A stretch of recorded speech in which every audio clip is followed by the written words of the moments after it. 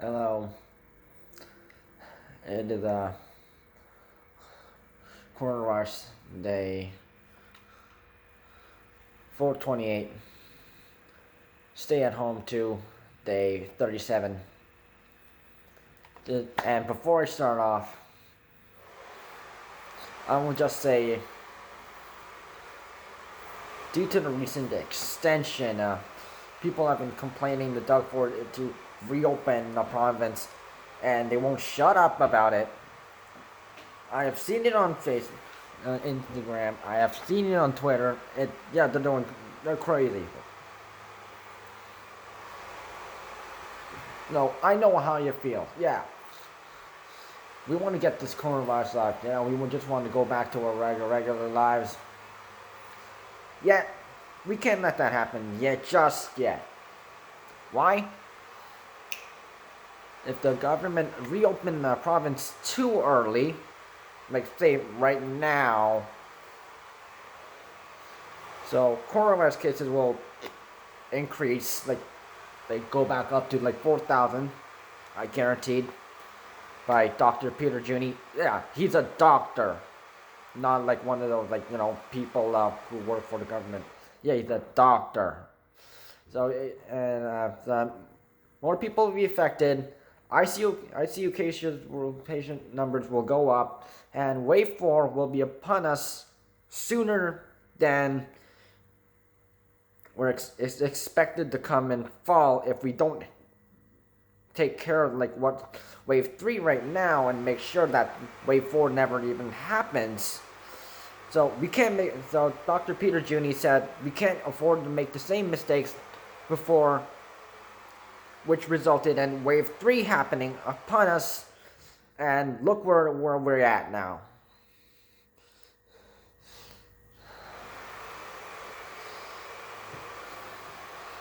And not just before, not just that, but think about like maybe like you had like a gathering with some people like you that you know or like you care about, like maybe family or friends, and in the next few days you found out they got coronavirus or the variants carrier cases, and maybe one. You see where I'm going with this? Yeah. So don't have any gatherings of any kind, especially during Victoria Day, because that's the next holidays, like break day screw up we're gonna have. I guarantee it. There's going to be people breaking the rules, having gatherings, they're popping fireworks together, they're drinking, they're partying, blah blah blah blah blah.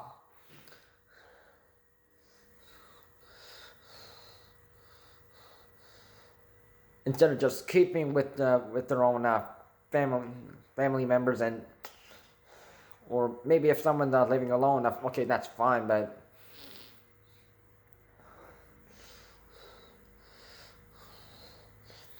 a large gathering, no.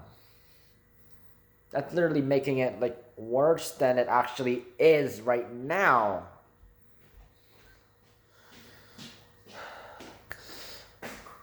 So okay.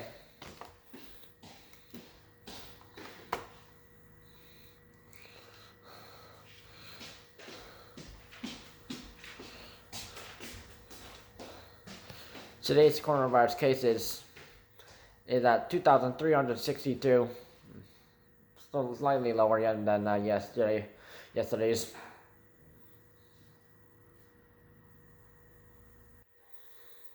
But so Toronto and Peel region are still in high cases with 691 from Toronto, high cases from Toronto, 563 from high cases from Peel region, 224 from York region, 148 from Durham region, and 112 from Hamilton. All other regions are reported under 100 as usual. 26 deaths have been reported. Okay.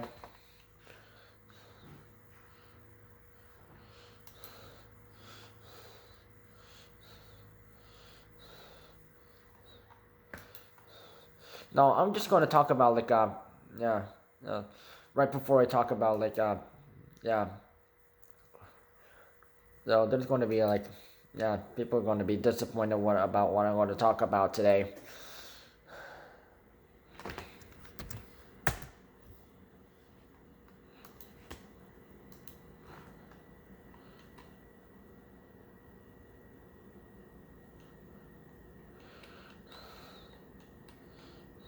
Variant cases okay, UK variants okay, worsening at 103,864, which is the big concern. That's the big largest threat we have right now. At increase with an increase of plus 2,632, 594 South African variants, plus 20, 1,746 Brazilian variants, plus 19, and an India double mutant variant, which the Health Canada still does not consider this as a variant, like a variant of concern, and only a variant of incident, and they say it's not threatening. But if you look at India, things are different. That's another story. So I think Health Canada should sort of learn from what's happening over in Asia and specifically India and.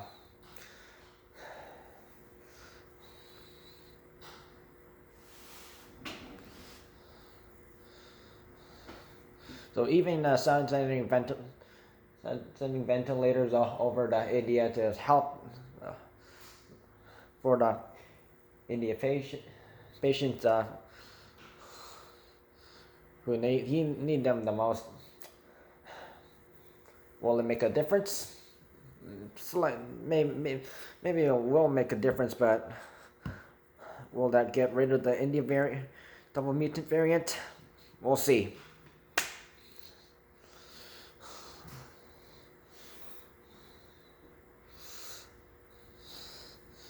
But 141 from Ottawa and 36 from Brampton. Apparently, that wasn't concerning enough for them. So Brampton Mayor Patrick Brown, Ottawa Health Specialist Dr. Vera Etches, and Ontario Premier Doug Ford were not happy about what the federal government is doing with and requested changes, which apparently they're not. Apparently, the federal government is not budging.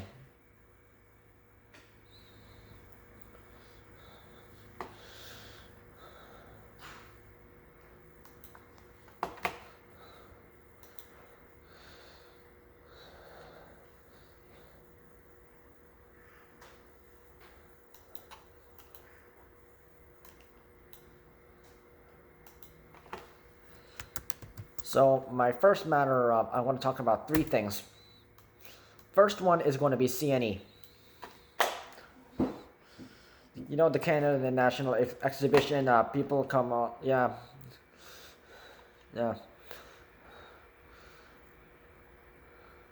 The city of Toronto is canceling the all major in-person outdoor event until September 6th for the second year in a row.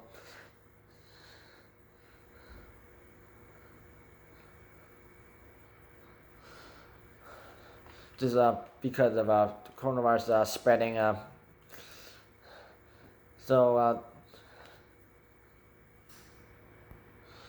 some canceled events, not just the CNE, but the Caribbean Carnival, the Honda Indy, and the Taste of Danforth have been canceled. So all event organizers were given advance notice of the decision, and and organizers have had asked for an early decision on events due to the logistics and support that go into the planning of the event.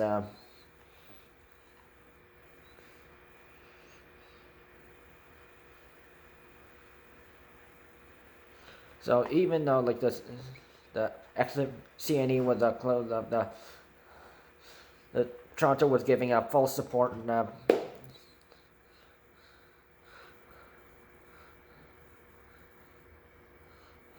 So Daryl Brown, who is the executive director for CNE, he said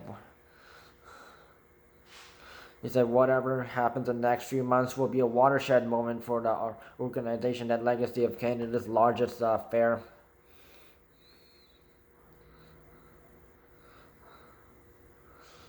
And of course, he said the loss of revenues totaled up to at least $70 million. But so here's a list of events that are like not available. So that's Taste of the Middle East, Taste of Lawrence. I'm guessing Lawrence Avenue, maybe. Honda Indy, Toronto Outdoor Art Fair, Afro Fest, Salsa in Toronto, 49th Annual Festival of India, Bolero West Street Fest, Beaches Jazz Festival, so downtown's Queensquay, I guess. Oz Fest, I guess Ossington, yeah, that street maybe.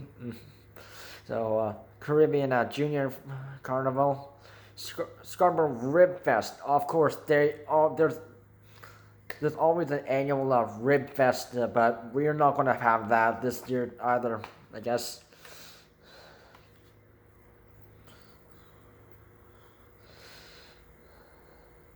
So Caribbean Carnival, King and Queen competition, Pan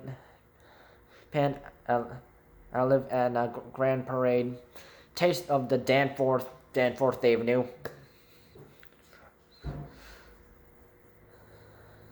Vigindale Food Drink Festival, Bollywood Film Fair, Waterfront Night Market, CNE, Mabuhay Philippines Festival, so that's for the Philippines people. Toronto Chinatown Festival, unfortunately that's going to be cancelled too, and Labor Day Parade. So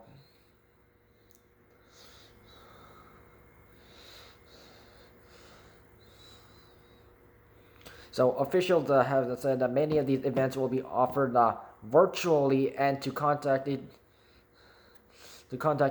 event organizer directly for more details. So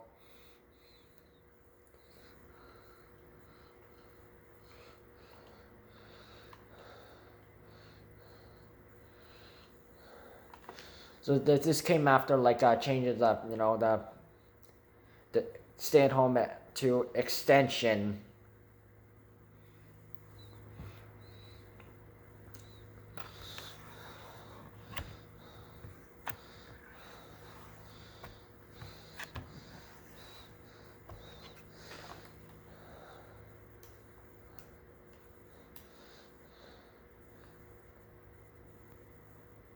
So my second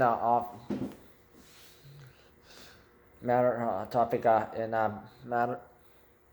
You know how like I think it was a month ago I mentioned Church of God in Aylmer, Ontario to be locked. There was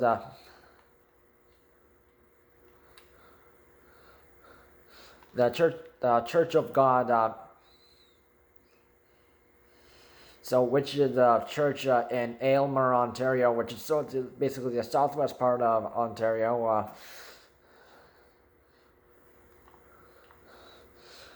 And actually, two police officers from Toronto and two people from, I think so it was a man from so two people from North York, one from North York and and one from it was Scarborough. Yeah, they were caught going to this church and attending a gathering, and look where they got.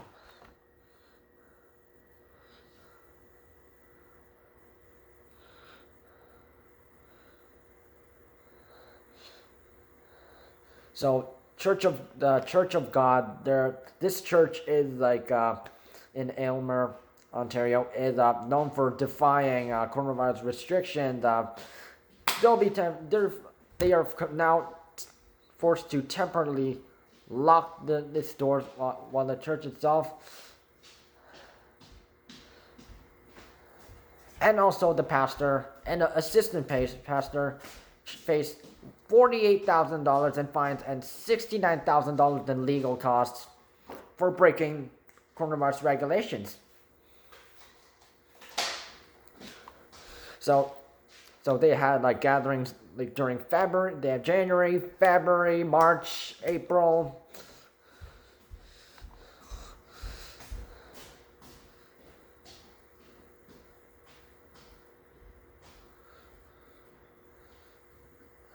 Also, May. This.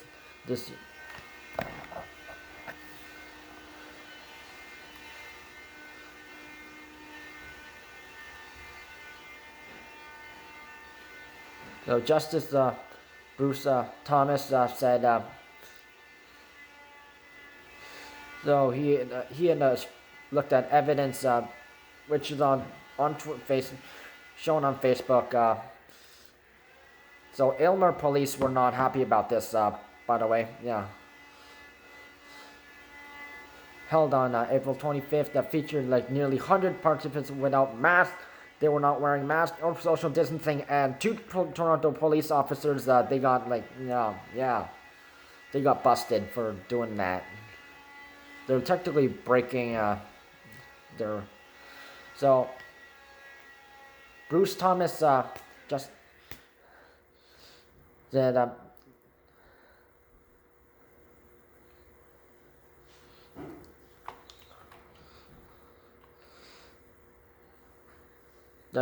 today, he said the Church of God will be locked up until gathering orders charged to permit a capacity of 30% or more, which is the time respondents can bring the matter to the court to find what, if any, restrictions to access continue to apply. So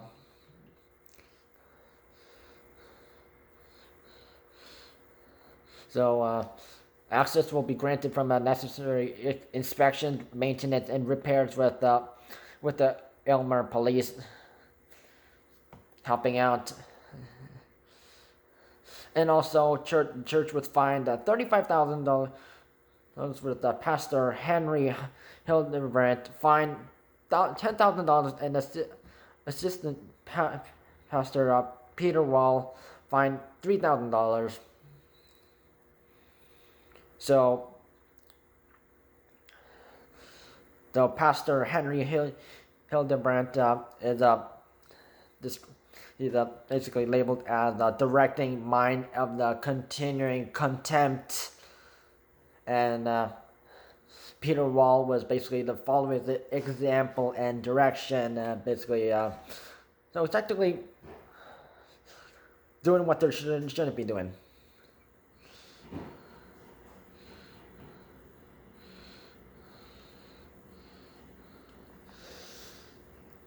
So, yeah. So, if people should gather in churches, they should not be, they shouldn't be doing like large gatherings of any kind or like trying to break rules. Otherwise, that's going to happen. Now, I think this is my third matter. This affects everyone internationally. Basically, any Olympians. Hence the thumbnail photo. So,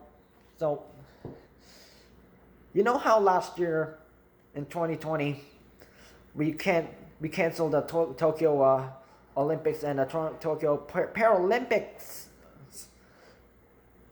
last year because coronavirus cases are really kicking up, and it was dangerous, and we shouldn't have. We shouldn't do this. We should postpone it to next year. Well, we might have to postpone it next year. So there was an online.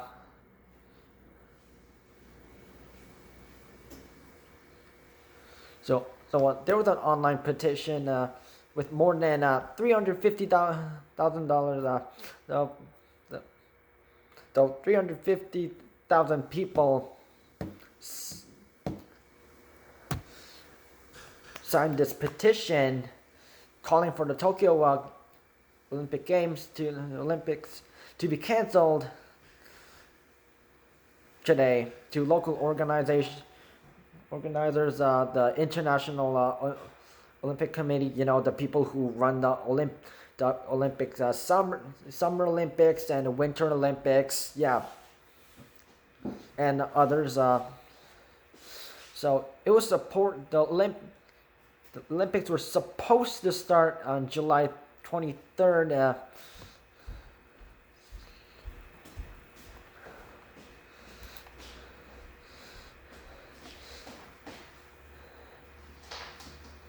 In the midst of a pandemic, with Tokyo and other areas under a state of so Japan is technically under a state of emergency. So cases are in Japan are rising right now, and so we're less than 2% of the population has been fully vaccinated. So the petition is called "Stop Tokyo Olympics." Which was drafted by the well-known lawyer Kenji Ustomi, so who is a government, who would run, so Japanese dude who is a lawyer who would run for the government of Tokyo, and of course he thought.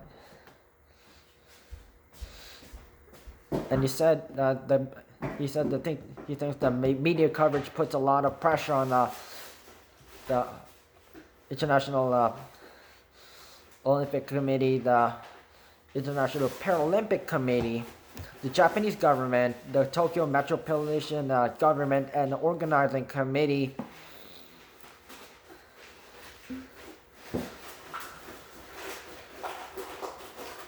So Kenji Ustomi, he's right. Yeah, he's right.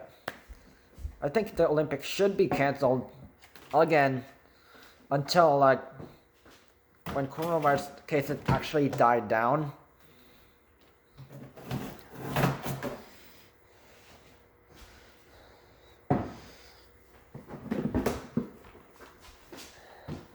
And of course,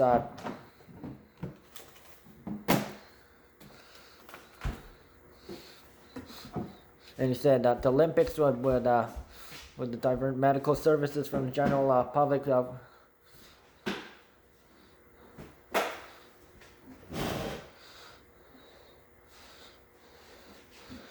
the general public, which is a big concern because as hospitals come under strains that could get worse as soon as the Olympics start.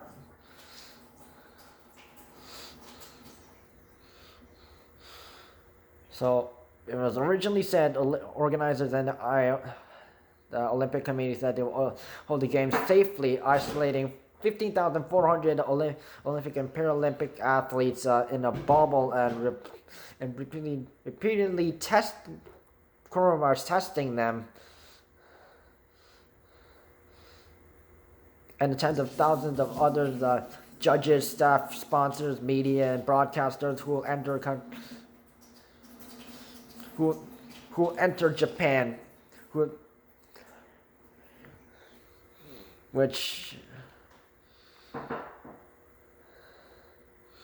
so if you look at Japan's coronavirus cases, comparing it to Taiwan and South Korea, it's just disappointing. So Japan had about had about 11,000 coronavirus deaths to yeah.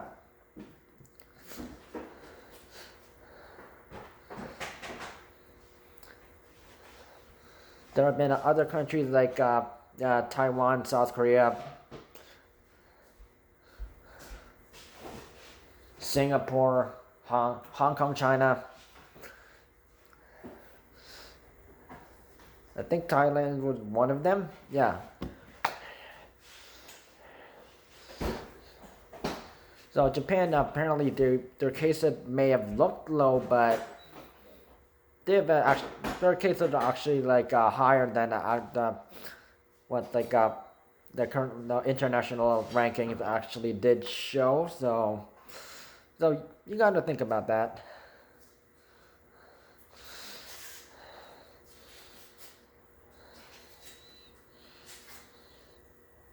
So, and the reason that the Olympic Games might happen is Japan, they're bribing people like, oh yeah, let's do this, it's fine, it's fine, it's fine, because they're known for doing stuff like that. So British Medical Journal said the games might be reconsidered. So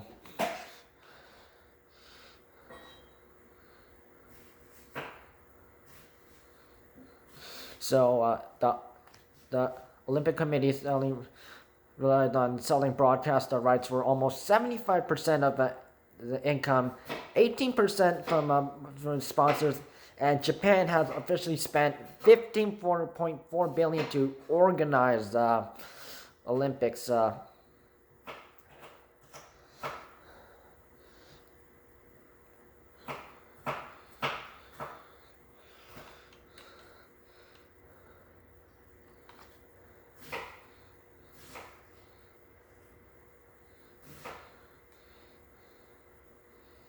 So, Saiko Hashimoto, the president of the Tokyo organizing committee, she was asked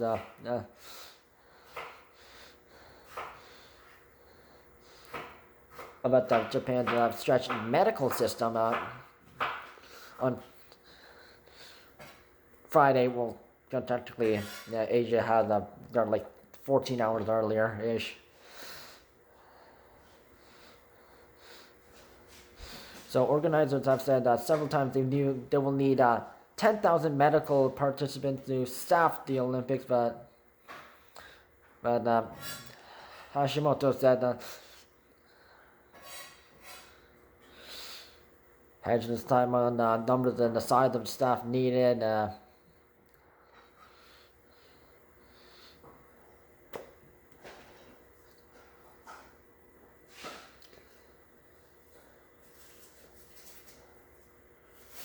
So the big concern is like there's going to be a whole bunch of people from across the world in Tokyo, Japan for the Summer Olympics, and who knows who might get the coronavirus again. That's my concern.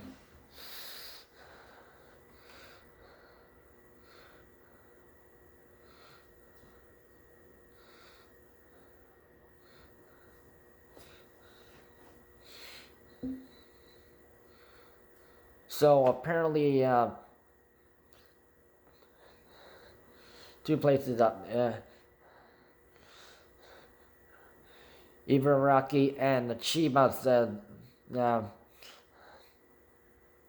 apparently they're not gonna able to treat Olympic participants who fail ill to coronavirus. And Kanagawa also said the same thing, practically similar.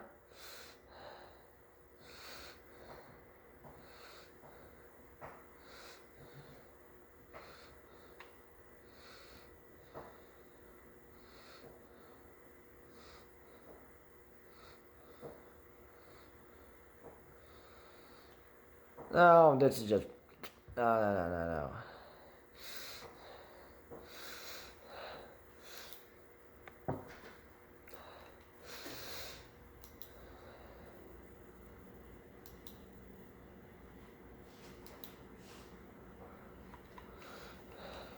So today's hospitalizations is 1582. Okay, that's better.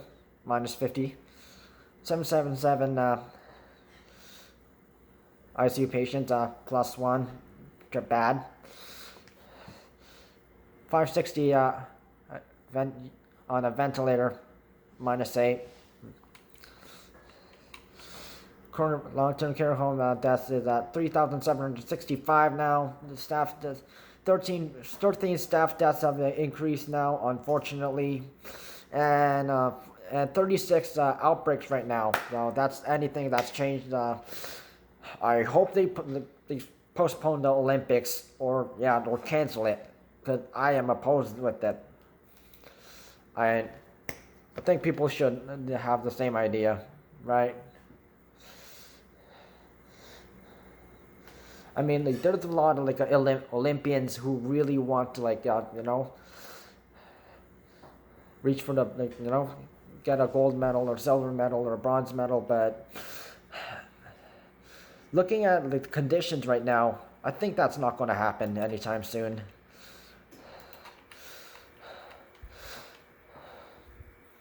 No, vaccination rules, stay-at-home rules, everything.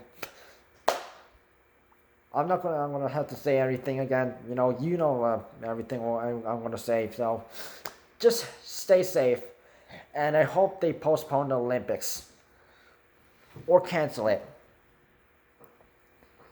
We're not ready yet.